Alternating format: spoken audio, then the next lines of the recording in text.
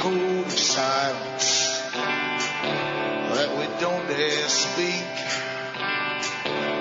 There's a wall between us and a river so deep.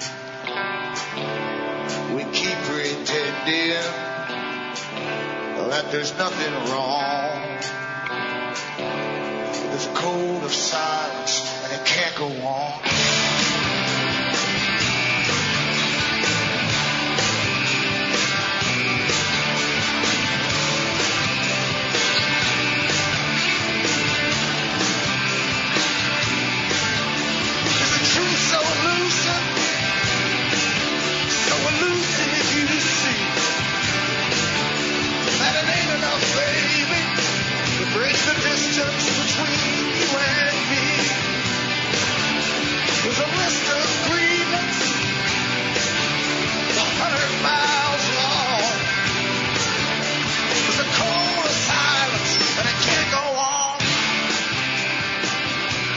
Hi folks, I'm Alan Watt and this is Cutting Through the Matrix. For those who are newcomers to the show, I ask you to look into my site, my website, cuttingthroughthematrix.com.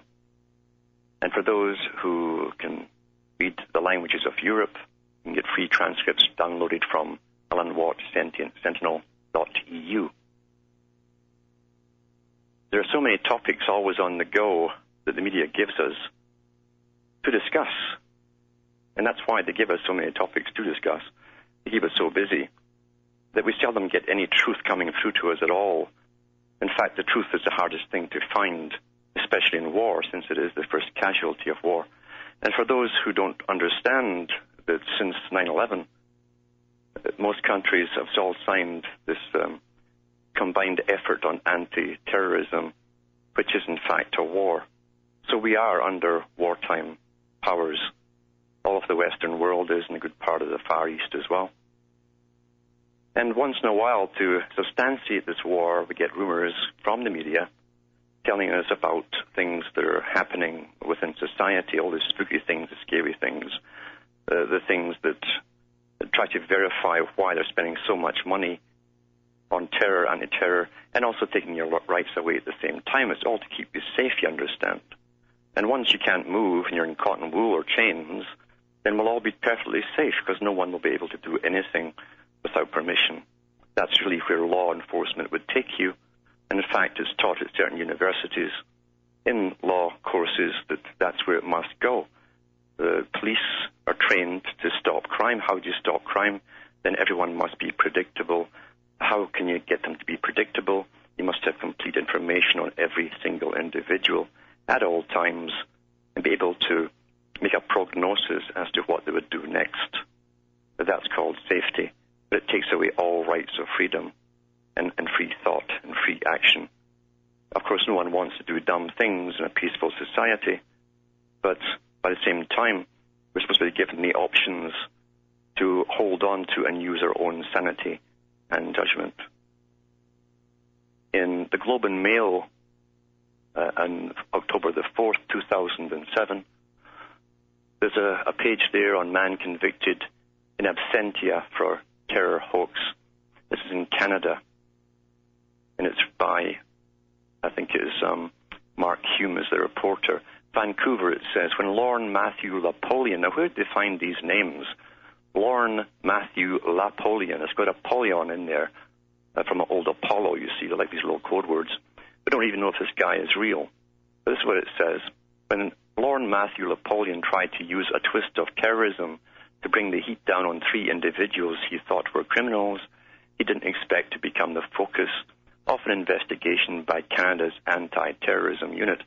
Now, I don't know why they say we have an Anti-Terrorism Unit, because since 9/11 it's been reported on the mainstream government-controlled CBC that the U.S. anti-terrorism squads and the Canadian are completely integrated.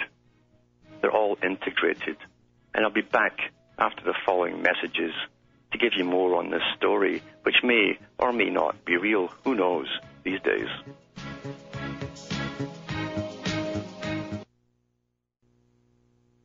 Everybody knows that the dice are loaded. Everybody rolls with their fingers crossed. Everybody knows the war is over. Everybody knows the good guys lost. Everybody knows the fight is fixed. The poor stay poor. The rich get rich. That's how it goes. Everybody knows. Hi, folks. I'm Alan Watt, back with Cutting Through the Matrix.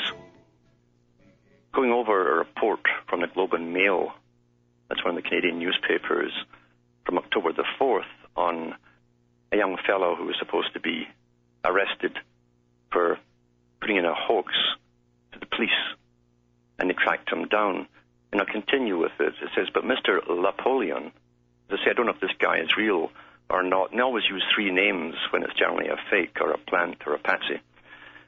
But Mr. Napoleon, a handsome young man that the court heard was emotionally troubled. I don't know what handsome has got to do with what he did. Was emotionally troubled and wanted to become a computer technician.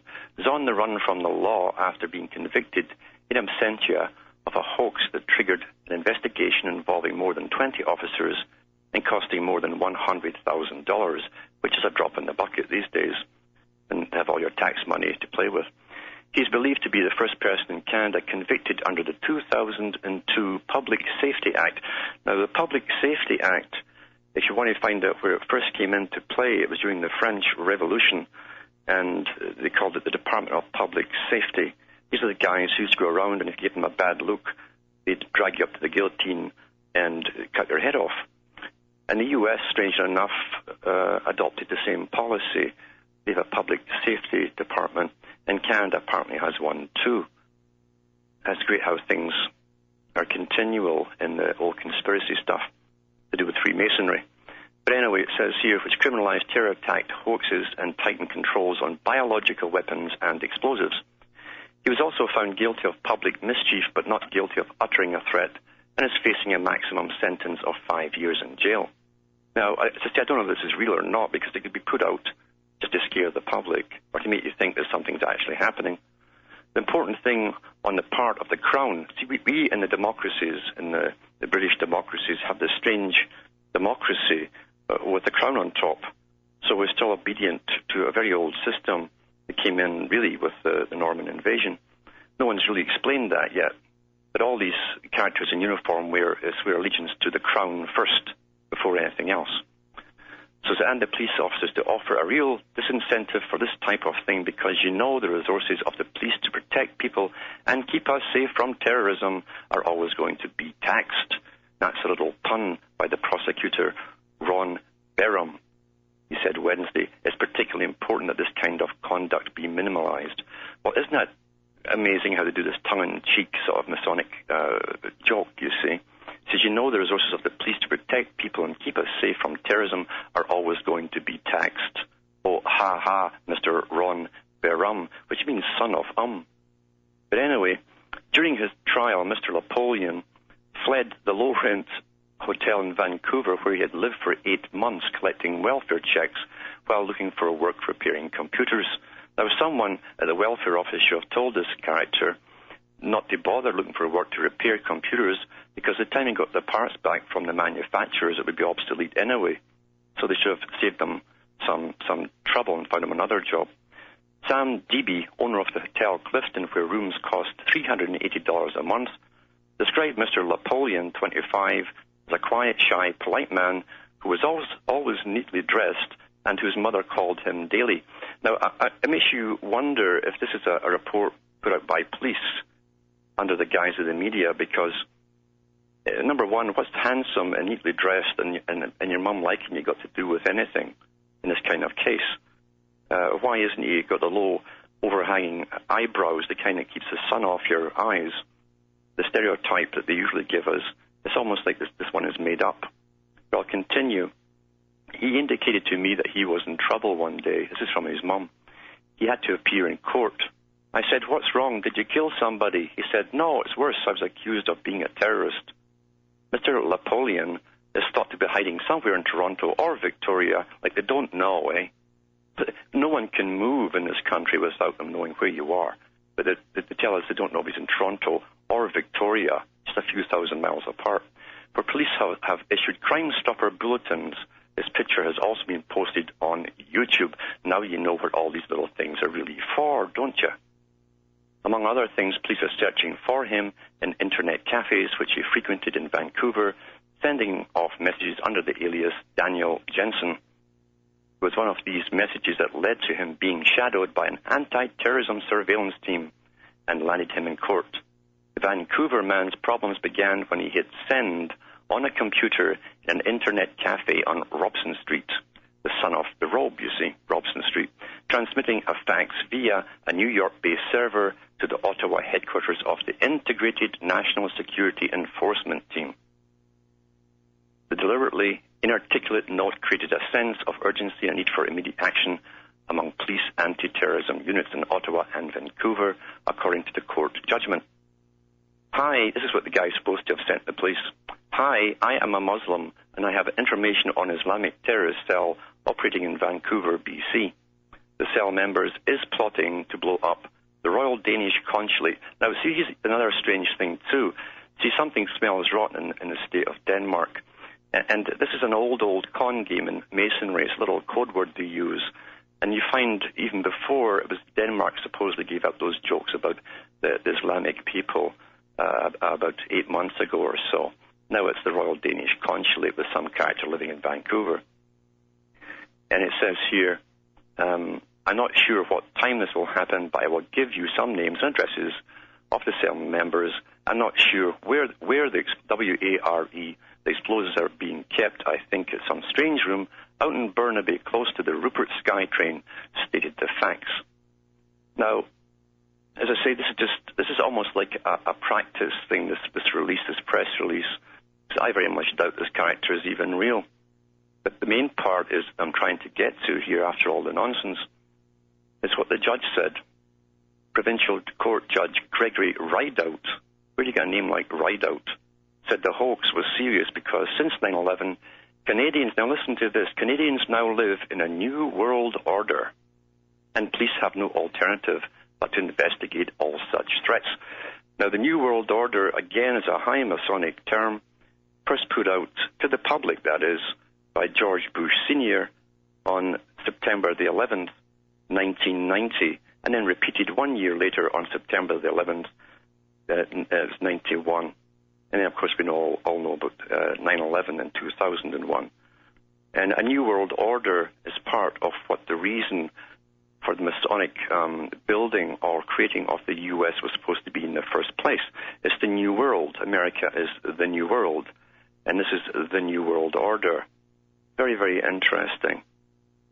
So I'll continue here with what the judge says. He was reckless and intended to mislead the police by creating the twist of terrorism so the police would deal with the three named individuals. This is the characters that you claimed he wanted them to check out. Judge Rideout said in finding Mr. Napoleon guilty. So there you have a judge talking about the New World Order, and I guess that means maybe the Crown and democracy is out the window as well.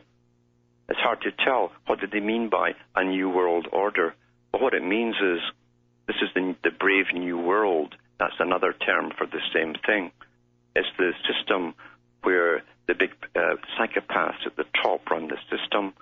They employ lots of lesser psychopaths right down to the bottom who wield the billy clubs that bash you on the old head when you don't do what you're told.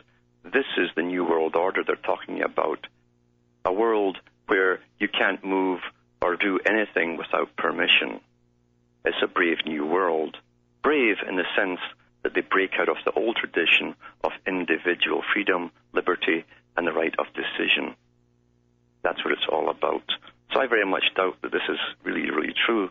This spiel is put out in the Globe and Mail at all. It's got too many little Masonic code words in it and terms which they use and have for such a long, long time. Now, what is the New World Order?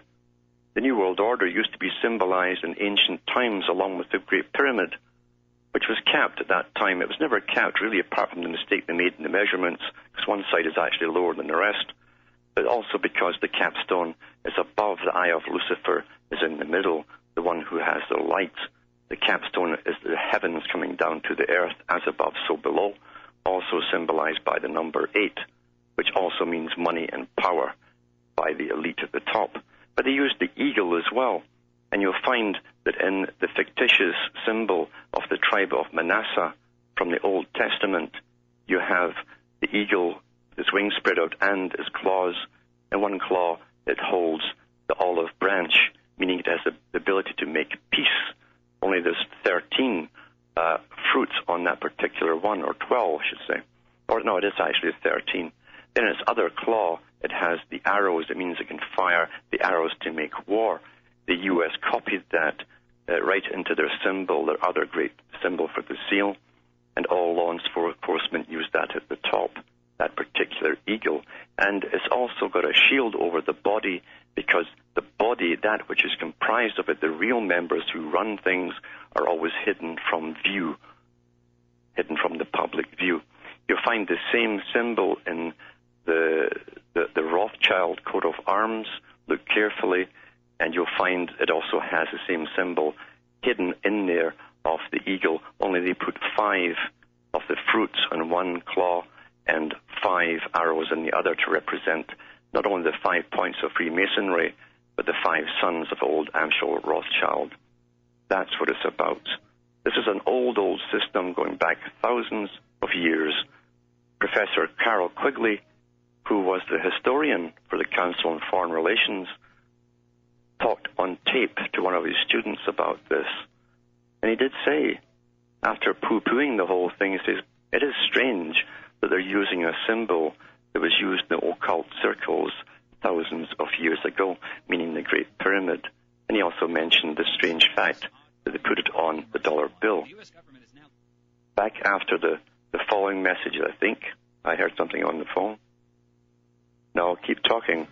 And if that's... Okay, here's the message. I'll be back after the following messages.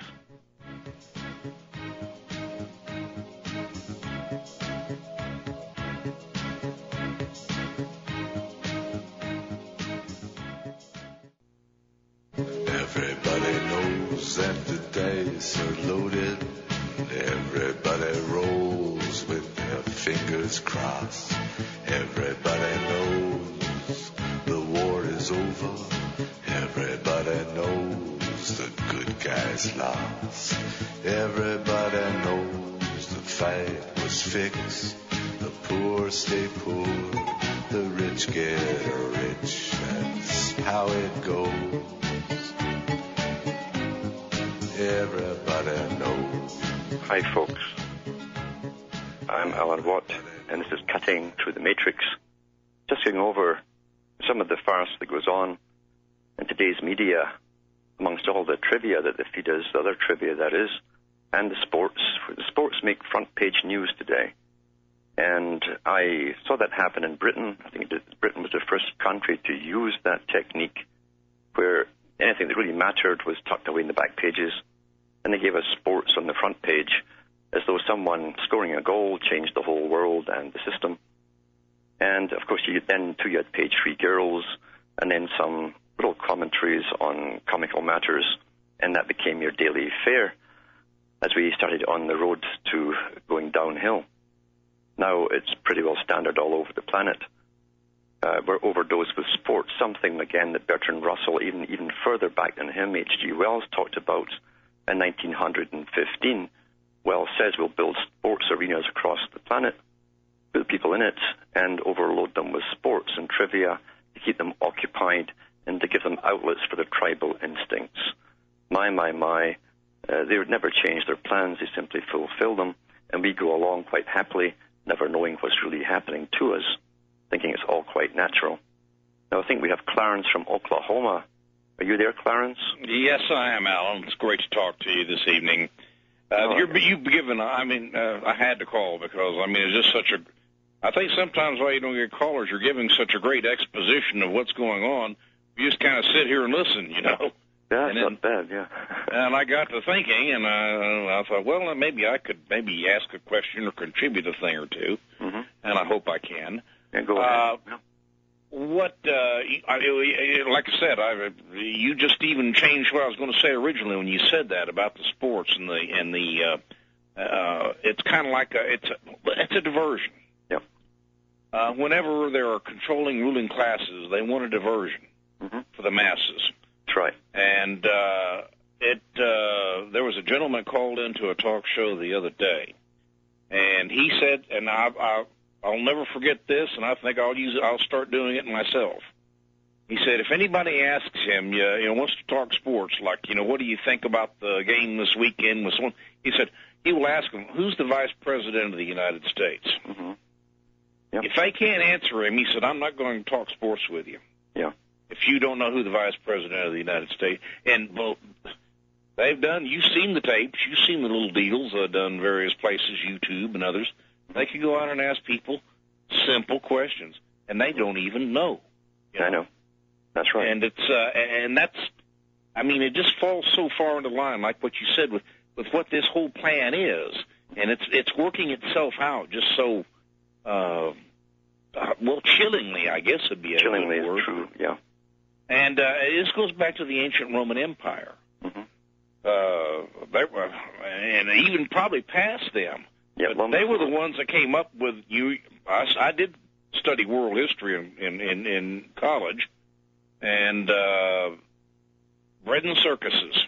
Bread and circuses for the masses. That's what the Roman emperors knew they had to do if they wanted to hold on to power. Yes, especially towards the end, because Rome, people forget that Rome was the United Nations of its day, and the empire that they ruled over was their tax base. They taxed all the people in all the different countries they conquered, and to keep them all in luxury back in Rome. And you had a three system or political system there. You had an elite living high on the hog, very debauched as well. They used to use electric eels and throw slaves in just for entertainment for the grand finale of the parties at night. And then you had a middle class that ran the bureaucratic system over all the countries. Then you had the lower class, or the plebeians, and they gave them the sports, and they gave them the dish out, the dole. That's where the word comes from, to dole out the wine and bread every day to keep them happy. And until, of course, even their tax bases were so overloaded and overstretched, the people outside Rome began to rebel, and that started their downfall. They see that coming here, and that's why the upper classes have already built cities and in the process of building bigger cities in China to move into, and I know lots of them are already moving out there with their families. Amazing. Mm-hmm. I know we're coming up on a break here, but I do have one more question. Yeah. And okay. If you, I'll start now, and if we run into the break, we'll... Yeah, go ahead. I hear the music. Starting now. Yeah, okay, we'll go into more of this history with you. Just hold on the line. All right. And we'll be back after the following messages.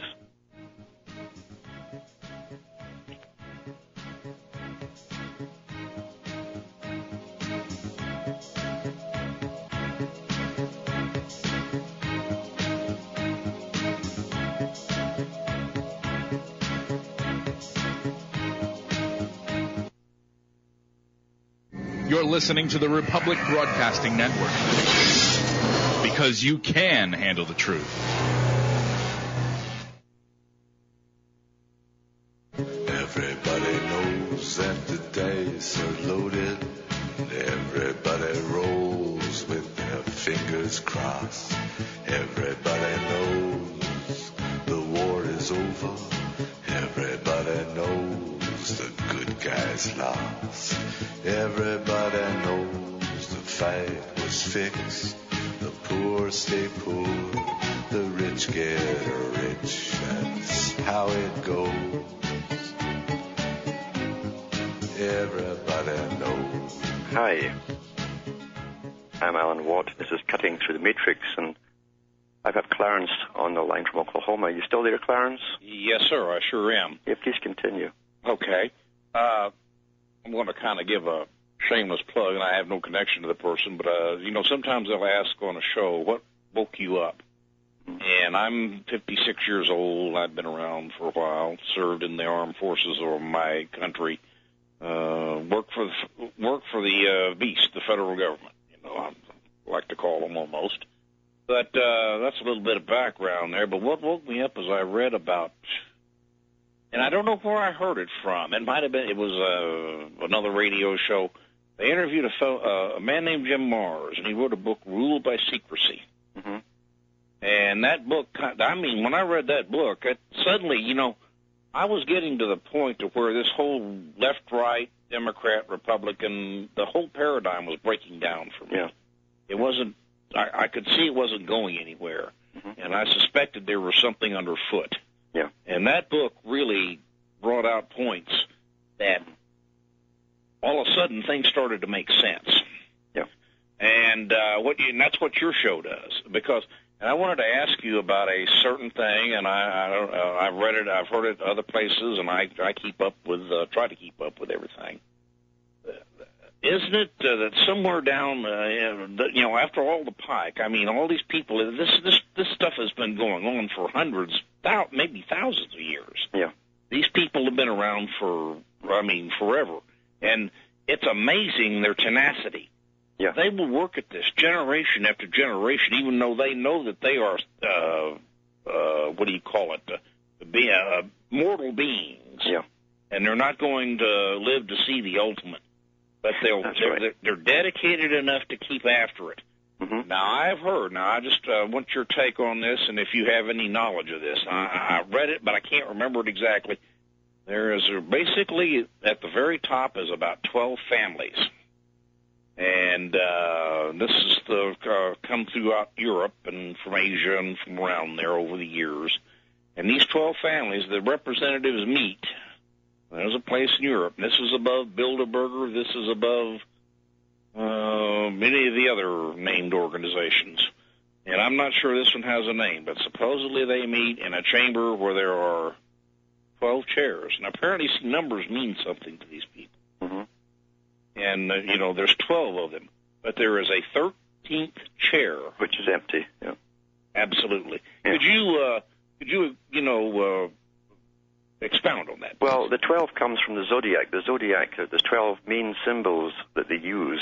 There's other symbols, too, but there's 12 main symbols of the Zodiac, which is only part of a plan. Each part of the Zodiac is just an esoteric. If you understand the old Greek mythologies, for instance, you'll understand what the plan is for the Zodiac. It's nothing to do with UFOs or anything like that, or tarot cards or anything like that. It's to do with the plan. You understand the plan through the Zodiac. And the 13th one is always the sun. The sun travels through the Zodiac, or that's what they say, the sun is in the house of so-and-so. The house, remember, is the same as the old so-called 12 tribes, which are only the symbols of the Zodiac in themselves. There were no 12 tribes. They called them the houses of the Zodiac, and it's the house of Leo and all the rest of them, all the different houses that the sun happens to go through. The new sun that's to appear at this particular time in history is to be a brand new sun, meaning a new king of the world, as above, so below. And so that chair is left empty for the perfect body, physical body with the perfect generations to inhabit. It'll probably be something that's genetically engineered in a laboratory somewhere from the top families themselves, maybe a combination of all their genes into this one perfect one. They'll be the new king of the world, and there will be a king of the world eventually, and the ones who are to be saved at the end of every age. And if you go into the Hindu religions, they talk about millions of years between ages, not just 25,500 years as we have with the great Zodiac in the West. And they talk about a king of the world will take over. There's 144,000 of them. That's the perfect number to bring through from one age to the next age. The rest of the new types for the surface can be man-made today genetically as slaves. And that's the esoteric behind that. That's what that means. You'll see that in Arthur C. Clarke's movie 2001, and the other one 2010, where at the end of 2010, a new sun is born in the sky, and as above, so below. So is a new type of man born on earth as well. That's what it means. Amazing. And I've always suspected it might be something along those lines. Yeah. And that would also explain quite a bit. Does this have, now, I'll just try to throw in one more. Does this have anything to do with the year 2012 and my... Yeah, that's right. 2010 is to be the amalgamation complete, up and running of the whole of the Americas. And 2012 is where the United Nations is openly declared to be the world parliament for the entire planet, over the 3 trading blocks of the world. Amazing. Well, that's great information there. And it's nothing to do with the Mayan calendar. Mayan is just I am backwards Maya. Right. Yeah, and I understand every Mason must say I am. Yeah. Say that's really that's kind of a these entities put up smoke screens. Oh, they certainly do. And they'll try to fool you with one thing and then show you something else. They'll get you off chasing. And not to say there may not be UFOs or other, but they'll get people off into that or off. But what they don't want is attention on themselves, and that's what we were originally talking about. Yes, and it's never been explained to anybody in the world or any economist why there are 12 main banking families that distribute or give out the checks to the countries to print up money. I mean, who ever gave them the right in the first place? There's no history book that tells you about it.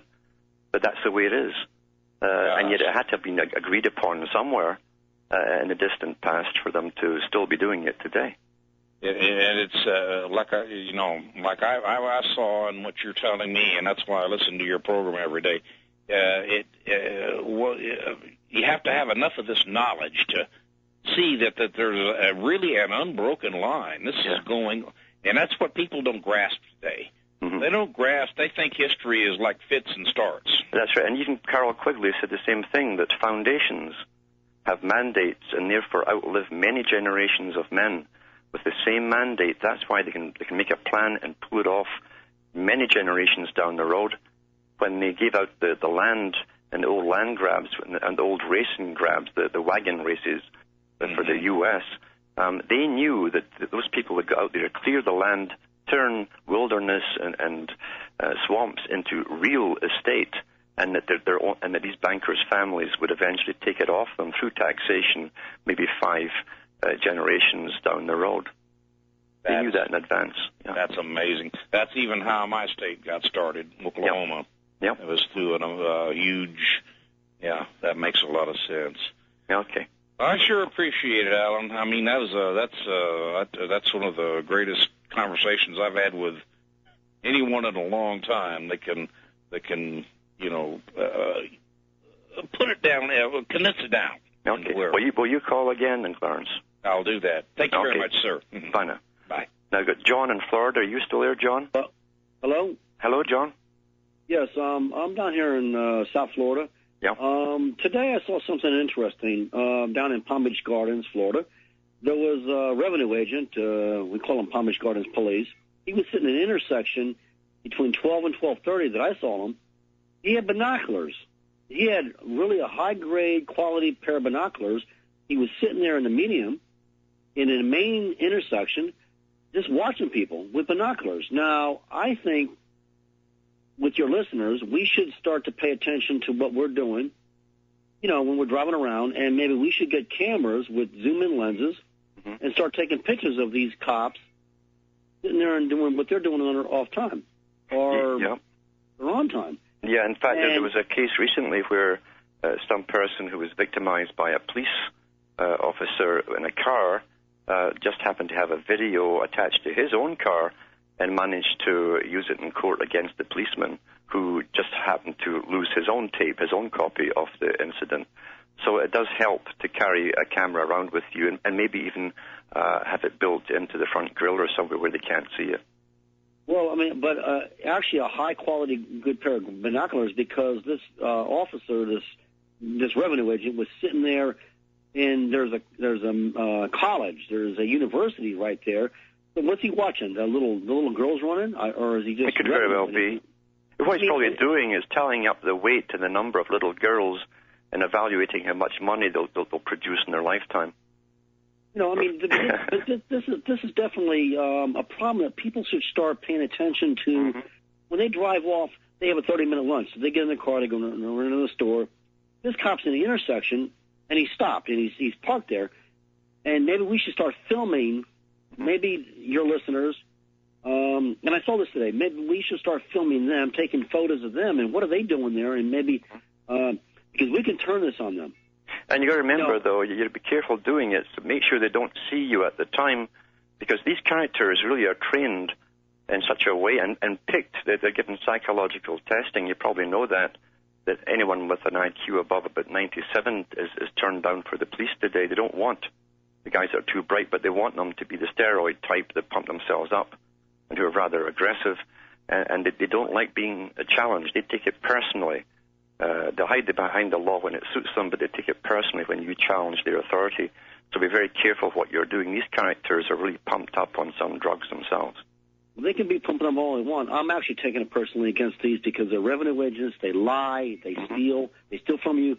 And the people, everybody listen. I listened to John tonight and Robbie and your program. I like to listen to your program. I've been listening maybe about the last 2 months every night. Yeah. You're on 3 nights a week. Anyway, but we should start turning this on them, and we should start getting evidence on them because they lie in court. And you can't raise your right hand and swear to God anymore. You shouldn't raise your right hand. That's right from the statues in Egypt. You'll see them with the right hand lifted up exactly the same way. And that book in front as the left hand goes forward, making the square.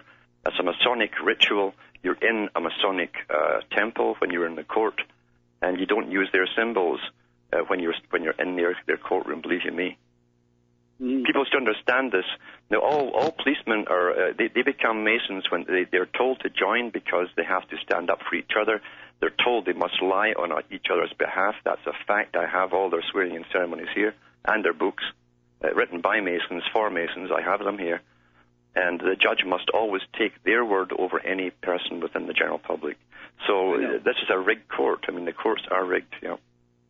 So you do need the evidence, and if you have evidence such as tape or photographs, make sure you have other copies stashed somewhere outside the court as well. Oh, I agree with that. Now, what I'm saying is people that listen to this network, you'll at least look around and start noticing, like in the middle of the day, and you'll see it's a routine, and they are following a routine. And maybe we should start taking cameras and photographing them watching us. Yes, and also a good movie to see is that Enemy of the State. They show you that all the security cameras in stores as you walk from one store to the next are all integrated into the security systems, and everyone's been spied on all the time. Personally, I object to this constant surveillance. Oh, I do, too. I saw that movie a long time ago, and I agree with you. Very good show, and thank you. I'll get off the air and let someone else call. Thank you very much. Thanks for calling. Yep. Okay. And I also have Rick in California. Are you there, Rick? Hi, Alan? Hello. Yeah. Oh, hi. This is Rick again. I know I call a lot, but you're so interesting. Your show, you have so much, stuff. You've taught me so much in the year that I've listened to you. I have 2 questions I wanted to ask. Can you hear me? Yeah. Okay. In the early 90s, I was part of when I was into esoteric Christianity, I was part of this church group called the Church of Christ, but then it changed their name to the ICC. And that was around the time that I left because it became too authoritarian. And I noticed that ICC is also the name of the International Criminal or the International Court in Hague. And it's also the name of the IGO that puts out the International Building Code that tells you can't have a Christmas tree in your house unless there's a fire sprinkler on top. Yeah. So what does ICC mean in high Masonic esoteric tradition? IC3. Oh. IC3. They also have a Trinity. Same with the Masons. That's why you have the apprentice up to the Master Mason. You have a Trinity and everything. You have soul, body, spirit. There's many Trinities all the way up the ladder. And when it's just IC or ICE, that means to stop. You put someone on ice. So the police put someone on ice. Ice. And PO is the lowest form of humanity in Freemasonry. PO or PU, both the same. So you have public libraries, you have politics, etc. That's the lowest form of government over the public, the PU. But when you have ICC, this is IIC3, because ABC 3. Oh, I see. Yep. I have one more question. Do you think that smoking or tobacco is going to become like a controlled substance in the same class as marijuana? Or are you going to have to go to a drug dealer to get a... No, there's no doubt. They have many reasons for this because they're spraying us like bugs from the sky and have been for 10 years. Yeah. So they don't care about our health. There's another reason they want people to stop smoking. And it's not just for the cost of treating cancers and so on and all the other effects and bronchitis, which definitely comes from smoking, but because smoking is a form of an antidote. It prevents certain of these chemicals being absorbed by the lungs and through the alveolar tissue in the lungs. The nicotine actually stops it. The tar stops it from all the spraying that they're giving us, especially the tranquilizers. Yeah, because I remember you had emailed that to me, and somebody else had made that observation too. So that makes sense to me. And so yeah, I mean, I'm getting freaked out by this legislation, and because they're banning smoking everywhere in public, and now they're going after the home, and it's accelerating. Yeah, they're going after the home. You're right. I read an article recently about them wanting or demanding permission to go into people's homes. Through these different organizations that have set up even private homes. They'll have the street committees. The Soviet system was the same. We adopted it here, called it a different thing, and people don't realize it's communism. But yeah, they want the right to go into people's homes to see if people are actually smoking inside and be able to give them fines and so on. And also people selling their homes, if there's any tar or anything on the walls, nicotine, they want the right to fine them and pay for it all before the house is sold, or you won't be able to sell it. Really? Where can I read this? I want to check this out.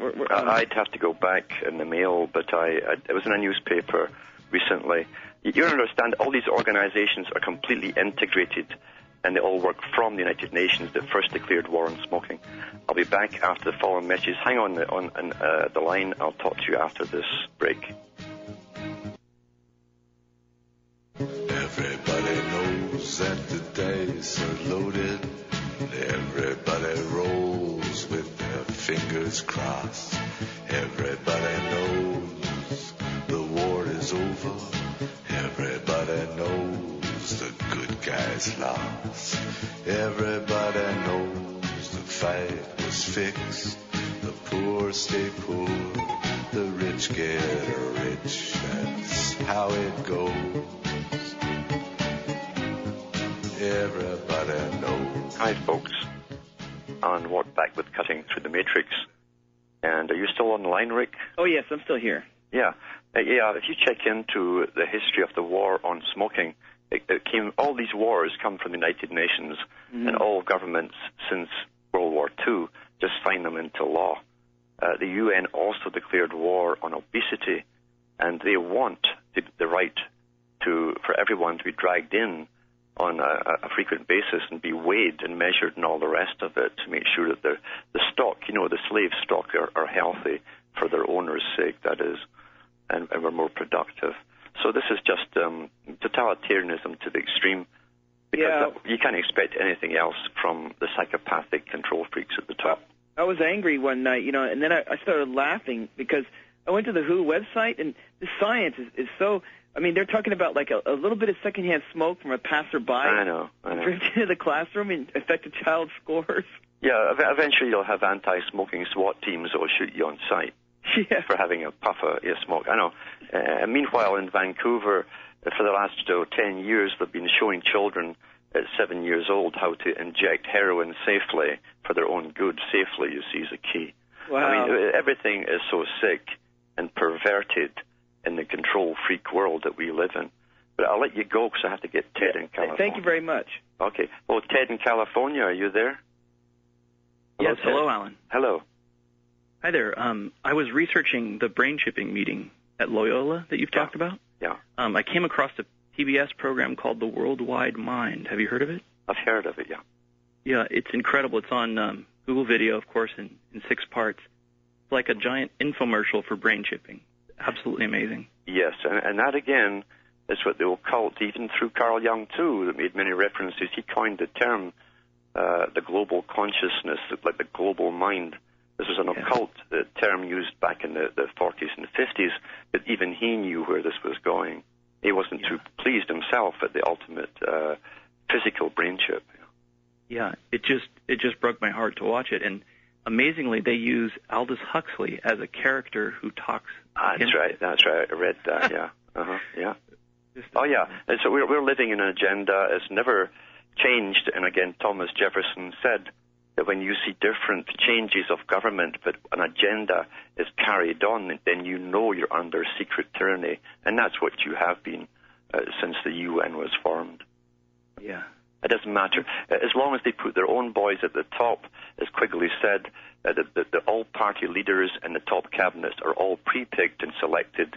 The ones down below are allowed a certain competition between parties.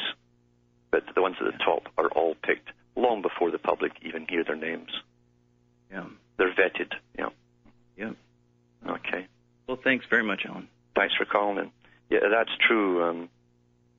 The global consciousness, the universal consciousness was pushed. That's why the New Age also was told to push this idea, to get them all used to the idea of being linked together like the BORG, with the BORG mind, the original BORG.